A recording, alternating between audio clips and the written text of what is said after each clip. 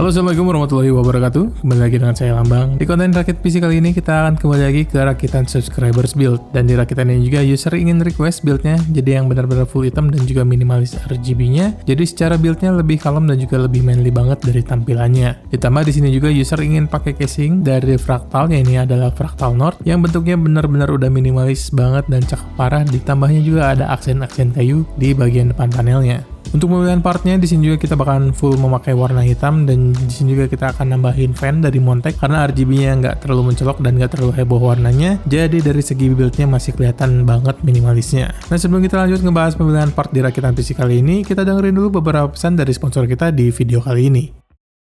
Buat kalian yang lagi cari peripheral untuk melengkapi setup desk kalian bisa langsung aja kunjungin ke Pressplay. Di Pressplay kalian bisa belanja berbagai macam peripheral untuk setup desk kalian seperti desk shelf, keyboard mechanical, switch, keycaps, mouse gaming, desk mat, microphone, dan masih banyak lainnya. Di sini kita ada salah satu keyboard best sellernya dari Pressplay, Rover 84 V4. Keyboard 75%, 3-way connection via wireless dongle, Bluetooth atau nggak USB Type-C, ada volume knob, PBT double shot keycaps, 5 pin hotspot switch dengan pilihan switch linear atau enggak tactile. Misalkan kalian penasaran dengan keyboardnya, langsung aja kunjungin marketplace-nya Pressplay, linknya ada di deskripsi.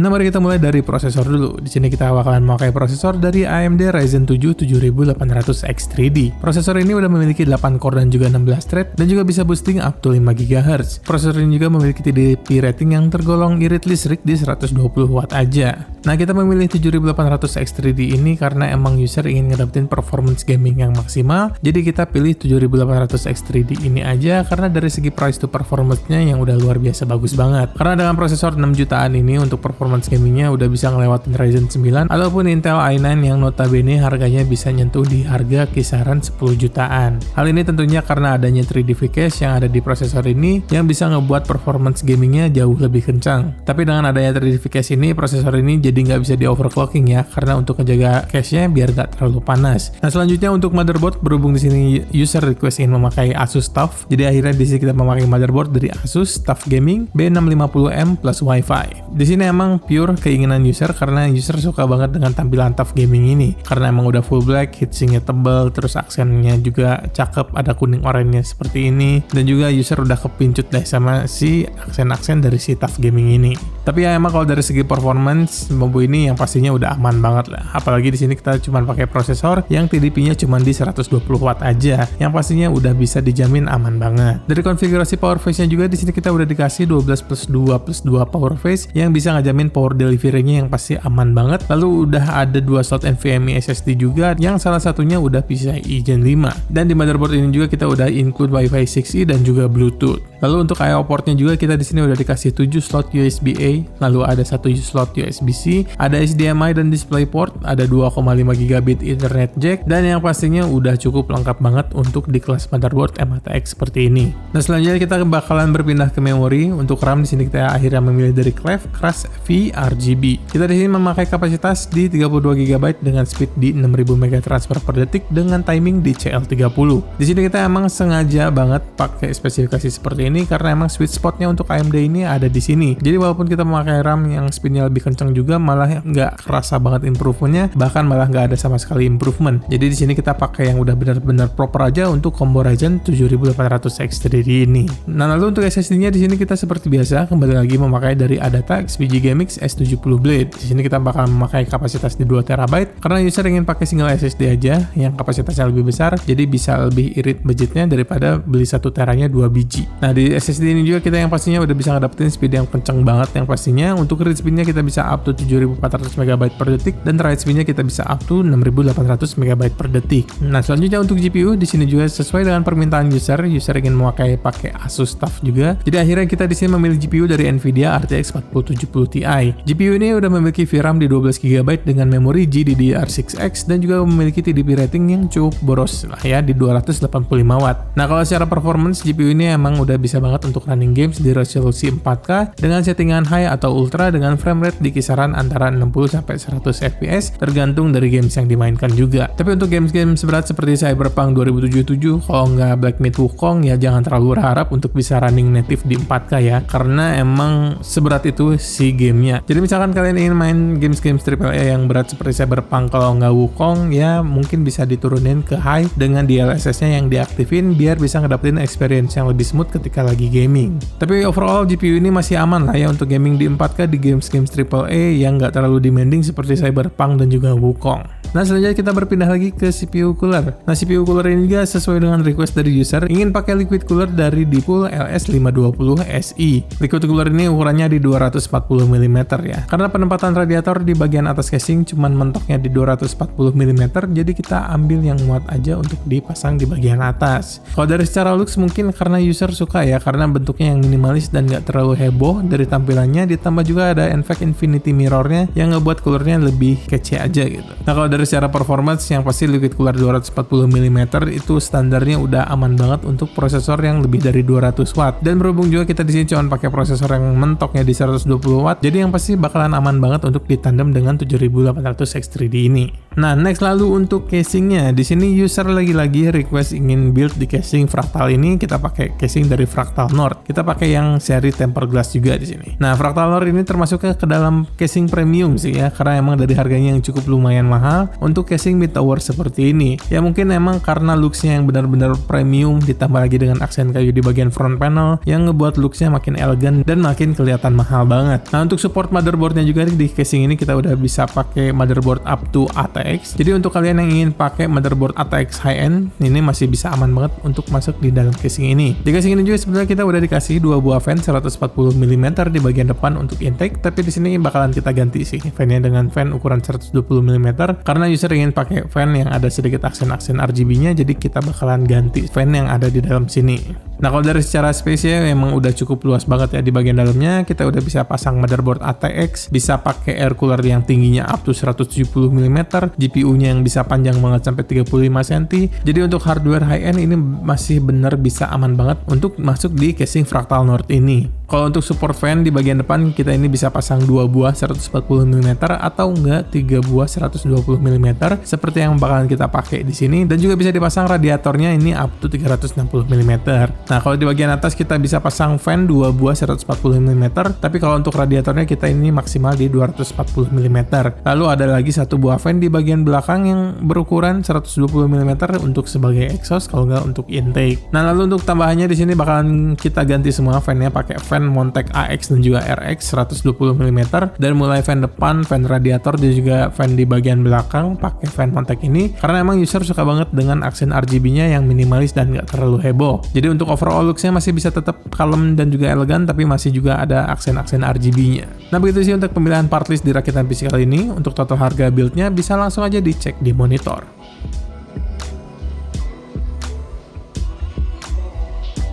Nah oke deh, kalau begitu langsung aja kita rakit PC-nya.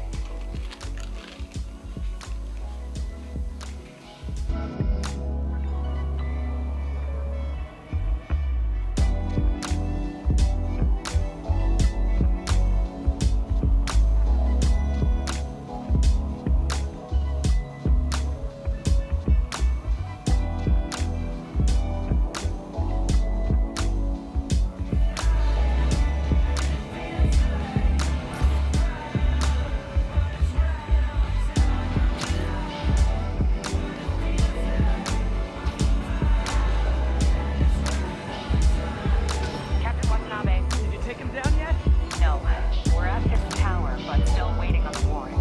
Mind if I join in on the fun? You know how his lawyers are. It's one.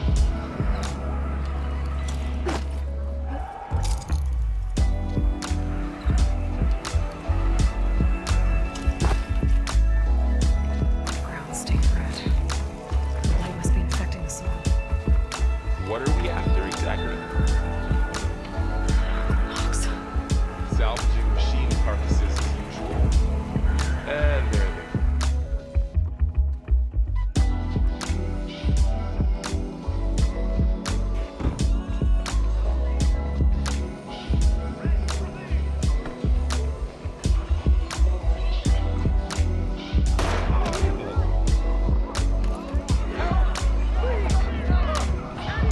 Please don't do that. Supposed to show anything.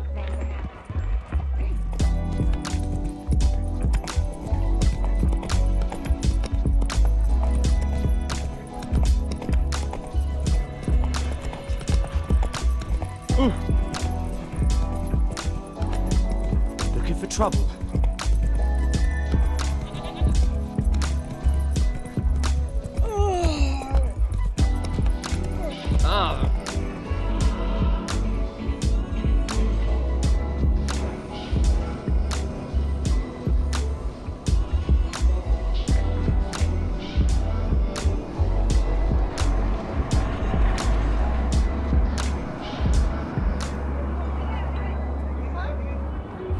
¿Necesitas lana? Vente un millón. ¿Necesitas un millón?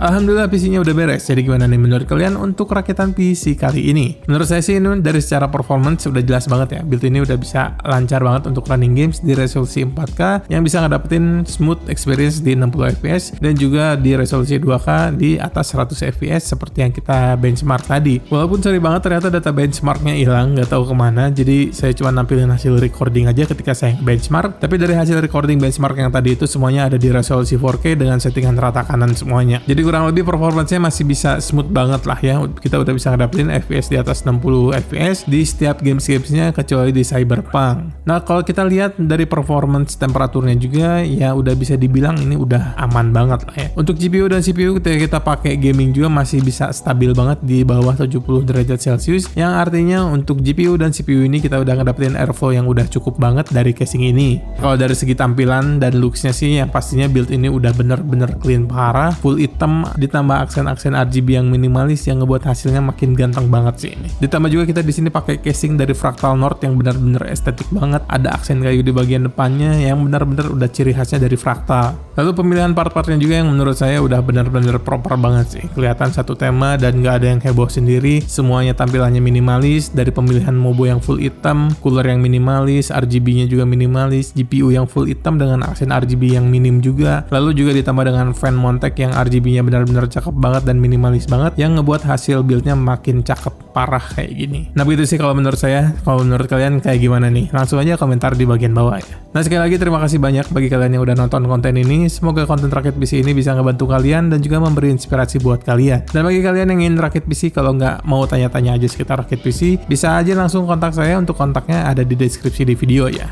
Dan jangan lupa untuk giveaway PC Gaming ini masih berlangsung sampai 9 Oktober. Jadi bagi kalian yang belum ikut, langsung aja bisa ngecek di kontennya ya. Oke deh kalau begitu, sekian dari video kali ini. Nama saya Lambang, sampai bertemu lagi di konten berikutnya. Assalamualaikum warahmatullahi wabarakatuh.